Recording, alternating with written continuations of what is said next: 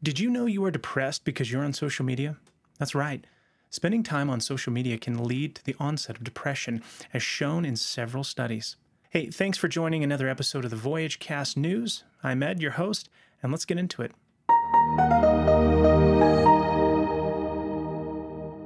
While social media can be a great way to stay connected with loved ones and learn new things, it's important to be aware that it has potential negative impacts on our mental health.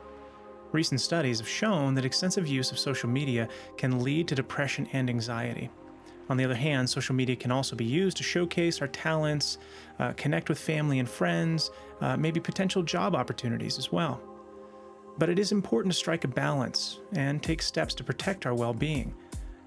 Like have self-control and practice delayed gratification. I'll also give a few other tips that are fairly obvious at the end of this. One study published in the Journal of Psychiatric Research, or Psychiatry Research, found that people who use social media more than 2 hours per day were more likely to report symptoms of depression and anxiety than those who use social media for less than 30 minutes per day. So that's quite a distinction. Use it for less than 30 minutes per day. There's a tip. Another study published in the journal JAMA Psychiatry found that people with depression who use social media more than 1 hour per day were more likely to experience severe depressive symptoms than those who used, of course, for less than 30 minutes per day. So what's the deal? Why does social media get us down? Why is it a problem? One possibility is that social media promotes unrealistic comparisons. That seems pretty obvious. When we see carefully curated images of our friends and family on social media, we often think that we're not good enough, or we're inadequate, or our lives are not as good as theirs. So remember that social media is not real life. Also a good tip. People only post the highlights of their life on social media. Also, social media platforms can serve as a breeding ground for narcissistic tendencies. They provide an amazing interactive stage where individuals can constantly showcase their achievements, how good they are, how much better they are, how well they're known in their community, how many leather-bound books they have, that kind of thing. Narcissism is characterized typically by excessive self-interest, cravings for attention and affirmation, which intersects with social media use quite seamlessly. A study in the Journal of Computers and Human Behavior suggests that individuals who regularly update their profile pictures and garner a large number of likes and comments tend to display higher levels of narcissism. By continuously feeding this need for approval, social media can intensify narcissistic traits, leading to unhealthy patterns of seeking validation. That doesn't necessarily mean it creates narcissists, it can increase those traits. It is important to recognize that spending too much time on social media can cause social isolation and neglect of in-person relationships, leading to the feeling of loneliness and isolation. Remember, people, this is not real life social media. A study by the University of Pittsburgh found that individuals who use social media more than 2 hours per day are twice as likely to feel socially isolated as those who use it for less than 30 minutes per day. Remember that social media should not be a substitute for face-to-face communication. I think that goes without saying, but maybe we need the reminders. Finally, social media can be an incubating platform for cyberbullying and other forms of online harassment.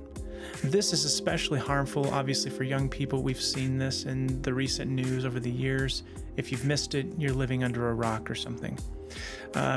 Younger people are also more likely to be victims of cyberbullying, probably because they're obsessively on their social media accounts as well.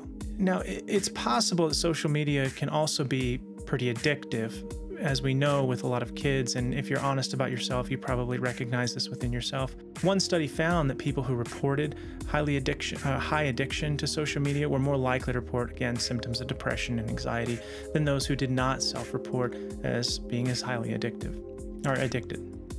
Here are a few tips for using social media in a healthy way. Limit your time on social media. Set aside specific times each day to check your social media accounts and stick to those limits. Seriously. But again, this requires self-control and delayed gratification. You have to wait. Be selective about the people you connect with on social media. There are a lot of toxic people on social media. If it becomes a problem, just get off it altogether. If you have to be on it for work, try to limit your contact with certain people or family or whoever might be just not good for you in your life and causing your brain to melt into depression and anxiety. Take breaks from social media regularly. Go outside, take a walk, read a book, see what real life looks like in nature. hang out with loved ones. Who knows? Maybe your relationships will improve. Be aware of the potential for cyberbullying and other forms of online harassment, as I talked about before. And if you are being harassed, be sure to report those people or just get off of social media. We've lived for thousands of years as a human civilization. Without it, you'll be fine. If you find that social media is making you feel depressed or anxious, take a step back. Again, I feel like I'm repeating myself, but it's maybe worth it. Talk to a friend, a family member, or a therapist even about how you're feeling, how you're doing, and maybe how to deal with the addiction if you can't take a step back from social media. Now remember, social media is just a tool, nothing more. It's up to us to use it in a positive way that is healthy and beneficial for us. So go ahead and post, but be conscientious about what's real and what's not in your life. The best thing about real life is that it's real.